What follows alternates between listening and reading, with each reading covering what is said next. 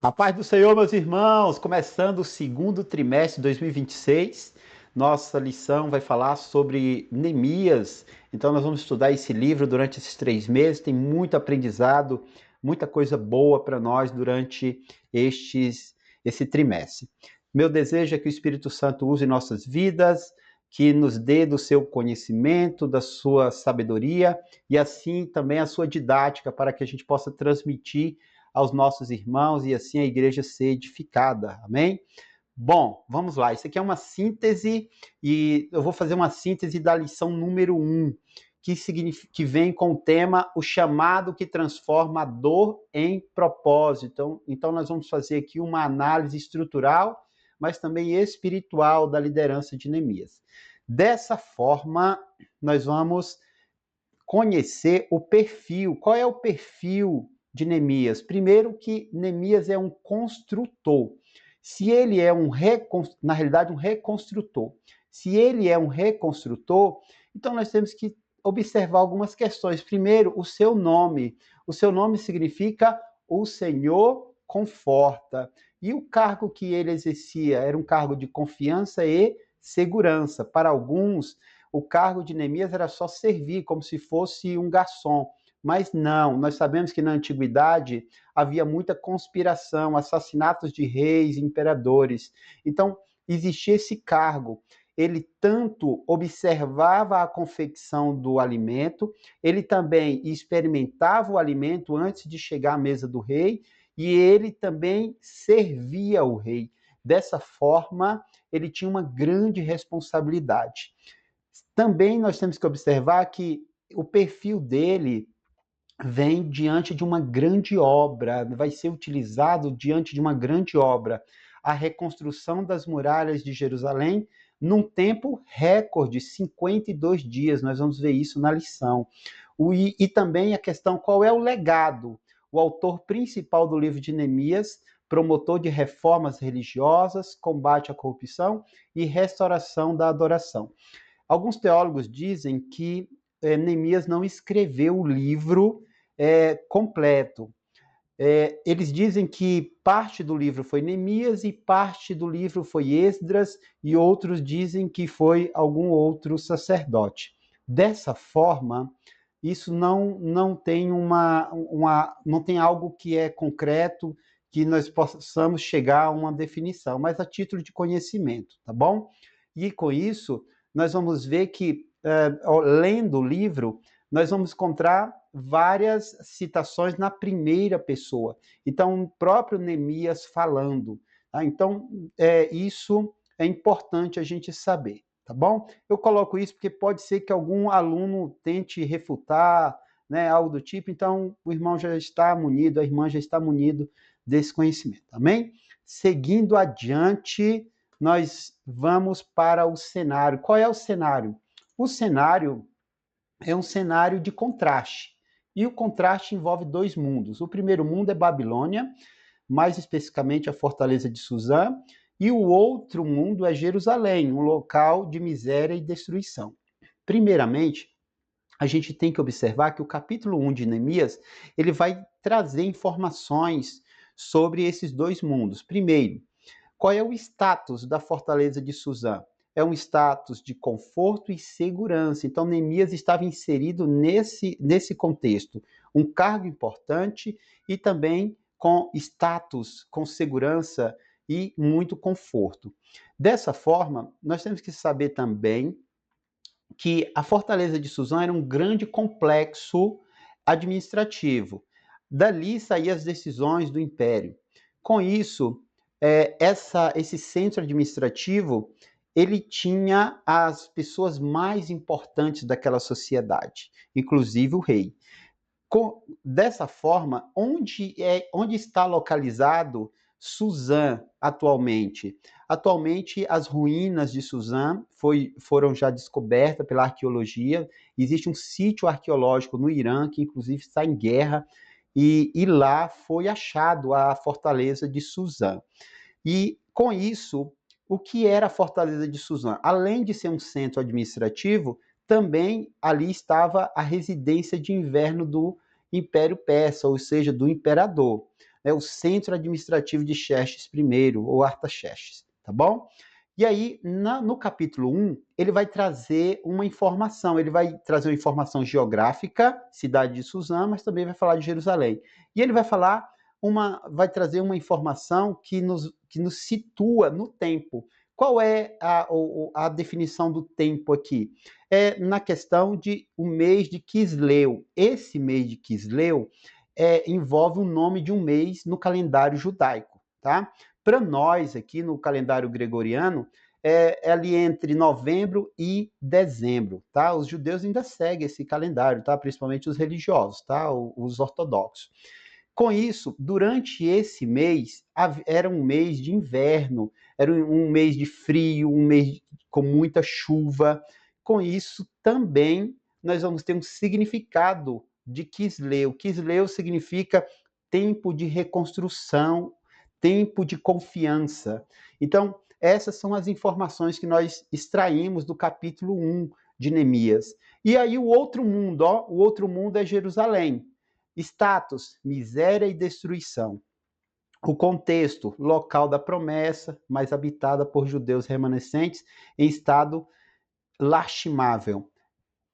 Quando Nabucodonosor levou as pessoas cativas, ele deixou as mais pobres, ele não levou as mais pobres, ele levou as que tinham status social, as que tinham formação, então deixou ali as pessoas mais pobres. Porém, depois veio cerca de 50 mil judeus que retornaram do cativeiro, mas ao retornarem não fizeram nada, continuaram ali e aceitaram essa situação de miséria, de destruição.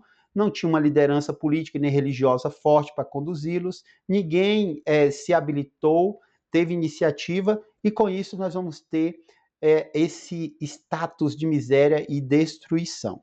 Seguindo, então já sabemos o cenário, já entendemos o contraste que o capítulo 1 traz desses dois mundos. Dessa forma, a gente avança e a gente precisa entender a anatomia da crise. Como que isso se dava?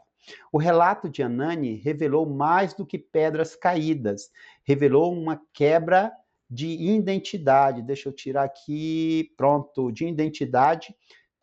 E essa quebra de identidade, ela envolvia os pobres que já haviam ficado, mas também os 50 mil que retornaram e continuaram vivendo em derrota. Para isso, a gente precisa entender o que se passa, o que passava com eles. E nós vamos ter que observar isso sobre três estruturas. A primeira estrutura ou três aspectos. A primeira é a estrutural, a questão arquitetônica, os muros fendidos, as portas queimadas, perda de segurança, perda de uma sensação de pertencimento a um local. Então, essa é o primeiro problema da crise. O segundo problema da crise é emocional. O povo sobrevivente em grande miséria e desprezo, quebra de atitude. Ou seja, ninguém tem atitude, eles estão tão quebrados emocionalmente que não têm atitudes para reconstruir, para renovar, mas sim ficaram presos à sua condição. E a outra é a questão espiritual, havia uma crise espiritual, perda de Jerusalém como centro de unidade e identidade festiva do povo de Deus. Para o judeu, o templo era o centro, as cerimônias traziam uma coesão, trazia eles a uma união, né? As festas, isso gerava alegria neles. Com a questão estrutural quebrada, agora eles perdem, ficam quebrados emocionalmente e espiritualmente. Então, olha só o cenário que Neemias se meteu, onde ele se meteu. Então, não é só construir, não tem um problema aqui só de tijolo e madeira, mas aqui tem uma questão que é muito mais profunda do que isso. Amém? Dessa forma, a gente avança e a gente precisa entender o estupim, né? Esse estupim é muito sério, porque os momentos difíceis, eles unem propósito. Então, essa forma de reconstrução tem um estupim. E ela vai surgir com dois personagens, Anani e Neemias. Anani trazendo notícias de Jerusalém. Neemias tomando uma atitude, uma decisão. Então, essa engrenagem funcionou muito bem. a notícia chega através de Anani, e o nome Anani significa Deus é gracioso. E naquele momento crítico, eles encontraram apoio mútuo. Então, a partir do momento que Anani fala, Neemias escuta. Então, tem alguém que está precisando falar, conversar, alguém que está precisando despressurizar a mente, as emoções, e ali tinha um servo para isso, para ouvir e também para ajudar, para tomar uma atitude. E dessa forma foi provado que os relacionamentos saudáveis são essenciais para vencer desafios. E aí, a palavra de Deus em Provérbios 17 diz o seguinte: em todo tempo ama o amigo, e para a hora da angústia nasce o irmão. Então, isso é muito importante, porque as verdadeiras amizades, elas nascem de adversidades. Não na festa, não nos banquetes, mas é na adversidade que nós conhecemos os verdadeiros amigos. E também há um fortalecimento de laços quando vem essas adversidades. Seguindo, nós vamos entender a escada da reação. Essa escada da reação, ela envolve algumas questões. Por quê? A dor não paralisou o líder, não paralisou Neemias. Ela pavimentou o caminho para o propósito. E o que aconteceu? Aconteceu um processo interno na vida de Neemias. Primeiro degrau, o coração. Primeiro vem um impacto emocional e profundo diante da realidade. Esse impacto ele vem e ele pode nos entristecer, como entristeceu Neemias, pode nos angustiar. Mas vem uma outra questão, o outro degrau, a mente. A mente se recusa à derrota, ela se recusa à questão final, que está acabado, que está tudo destruído, que não tem mais jeito. Aqui não, aqui Neemias, ele se recusa a aceitar a derrota e ele toma uma iniciativa. E ao tomar essa iniciativa, ele busca o que? Resolver. E ele vai resolver como? Com as suas próprias forças? Não dava. Ele vai o quê? Trabalhar no espiritual. A busca por uma estratégia divina através da disciplina, ou de disciplina. Essa disciplina ele buscou em quê? Na oração e no jejum, buscando estratégia do Senhor para que ele possa resolver essa situação, ajudar, contribuir. E o Senhor deu a estratégia para ele. Dessa forma, dessa maneira, meus irmãos e minhas irmãs, nós vamos entender que as coisas chegam até o coração, são processadas na nossa mente. Como processamos? Em derrota ou em ação, em atitude? E depois que tomarmos uma decisão, vamos agir com nossas próprias forças? Não, pedimos ajuda do céu, mediante o Espírito Santo, mediante uma disciplina da oração, do jejum, e assim o Senhor traz uma resposta. Seguindo, nós vamos entender uma questão aqui, ó, o diagnóstico da reação de Neemias. Nós vamos entender esse diagnóstico sobre 3 aspectos: uma ação registrada, o significado prático e o foco. Primeiro, assentei-me e chorei. Então, lá no capítulo 1, nós vamos encontrar esse relato de Neemias. Eu assentei-me e chorei, ou seja, ó, o coração, as emoções foram quebradas com a notícia. E isso veio o quê? Ó, empatia. Algumas pessoas dizem empatia é a capacidade de sentir a dor do outro. Nós não sentimos a dor do outro. É errado essa fala. A empatia é a capacidade de se identificar e compreender a dor do outro. Nós não podemos sentir o que o outro sente, porque a dor ela tem intensidades diferentes, ela vai agir em temperamentos, em emoções diferentes, e nós somos diferentes. Uns são mais fortes, outros são mais fracos. Mas uma questão é a capacidade de se identificar e compreender a dor do outro. Neemias compreendeu a dor do povo de Jerusalém. Também vem outra questão, ó, o amor cristão exigido em ações. Então, essa empatia, ela envolve esse amor que nós cristãos, seguidores de Jesus, temos que ter. Amém? E qual é o foco? O povo. Então, tudo isso, ó, o pensamento, ele sentou, chorou, ele sentiu as dores, na realidade, ele entende as dores, né? Ele compreende as dores desse povo, e agora nós vamos entender uma outra questão. Lamentei por alguns dias. Então, ele fica ali, ó, triste, pensando sobre aquilo. Inconformado, ele não se conforma. Agora ele fica inconformado. A recusa em aceitar o quadro terrível como definitivo, fundamentado na palavra de Deus. Então ele não aceita aquele cenário de derrota, ele não aceita a destruição, muito pelo contrário, ele pensa em resolver aquela situação.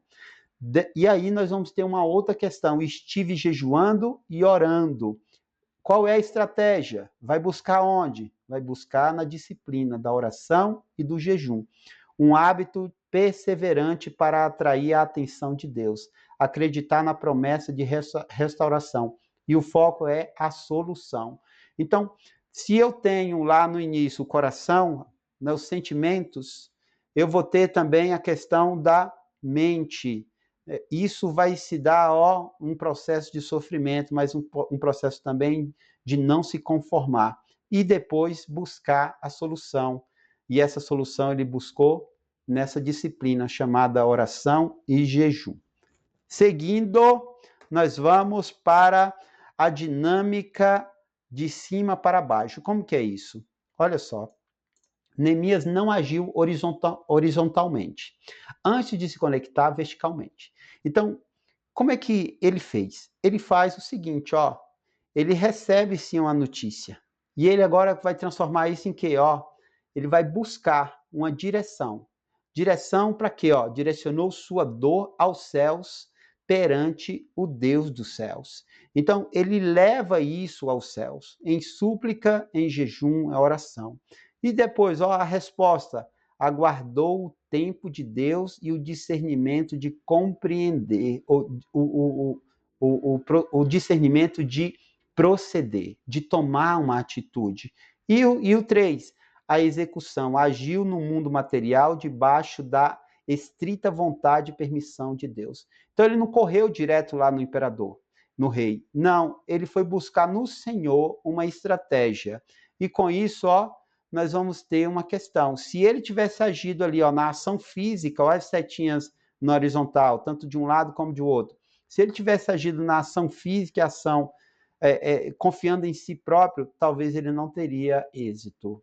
Muito provavelmente não teria êxito. Mas ele primeiro levanta uma súplica e a estratégia vem do céu. Amém? Dessa forma, nós estamos quase chegando ao final. E com isso, nós vamos entender que não é só uma questão humana, mas é uma batalha espiritual e armadilhas modernas. Então, nós vamos fazer uma análise aqui, O arsenal divino. A restauração material de Neemias dependia de batalhas no campo espiritual. Então, o Senhor deu a ele as estratégias. E aí, 2 Coríntios 10, 4 diz o seguinte: porque as armas da nossa milícia não são carnais, mas sim poderosas em Deus para destruição das fortalezas. Muitos de nós, nesse tempo moderno, de muita tecnologia, de prosperidade, de muito entretenimento, não têm confiado nisso, porque acham não precisar, estão muito confortáveis e esquecem dessas armas e lutam apenas no campo natural, humano. E aí o alerta atual é o seguinte: muitos cristãos perderam a confiança em buscar as armas espirituais. Tem uns que nem acreditam mais nisso. O perigo de acreditar em soluções apenas em recursos materiais. Então, tem pessoas que estão dentro da igreja, até pode demonstrar algum tipo de força, de fé, mas tudo aquilo ali é baseado no que tem, baseado naquilo que construiu, naquilo que guardou. E isso é uma falha, porque quando essas pessoas são colocadas à prova, isso tudo cai. Então, isso é muito sério. E as armadilhas do mundo moderno, o excesso do entretenimento, há entretenimento para tudo. Hoje os crentes têm recurso para ir ao shopping, ao cinema, tem dinheiro para fazer vários eventos, viajar. Hoje em dia tá a internet, o celular, o streaming, tudo isso às mãos das pessoas, e as pessoas vão esquecendo da oração, do jejum, vão esquecendo de buscar as armas de Deus. Mas a palavra de Deus, em 2 Coríntios 10, 4, vai dizer que elas são poderosas para a destruição de fortalezas, para destruir fortalezas. Então, nós precisamos retornar a isso. A igreja precisa ter essa ciência de retornar a acreditar no arsenal divino, das armas espirituais, porque o mundo espiritual é real. O apóstolo Paulo vai dizer que se a gente quiser, a gente pode até tatear eles, até apalpar esse mundo espiritual. Então, é muito sério. Seguindo, nós vamos concluindo da seguinte forma. A conclusão é: da dor ao propósito. A história de Neemias nos ensina que Deus sabe como a dor começa, mas também tem a estratégia de como pôr um fim no sofrimento. Então, o Senhor, ele sabe como começa, ele está nos vendo, ele vê nossa condição, mas ele também já tem uma vitória guardada, ele já tem um fim para o sofrimento. Isso nós temos que trazer à tona para nossa irmandade. O propósito na dor, momentos de adversidade são ricos para revelar propósitos de Deus que antes eram invisíveis. Então, na dor, aqueles que reagem, aqueles que não aceitam a sua condição de derrota, ali surge grandes coisas, surge talentos, surge oportunidades, surge aprendizado, surge experiência.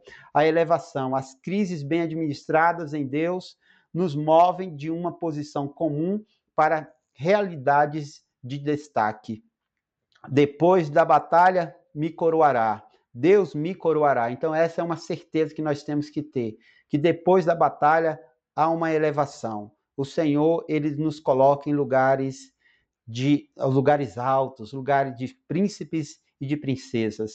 E aí vem a questão da comunhão.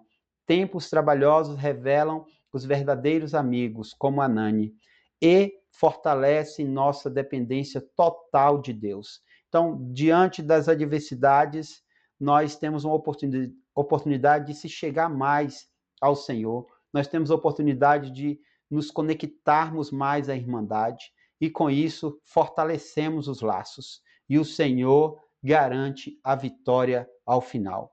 Que o Espírito Santo use a sua vida, use a minha vida, que a aula seja maravilhosa, que os irmãos, os alunos, os estudantes saiam da sua aula com seus corações cheios de alegria, de convicção e de esperança, e edificados.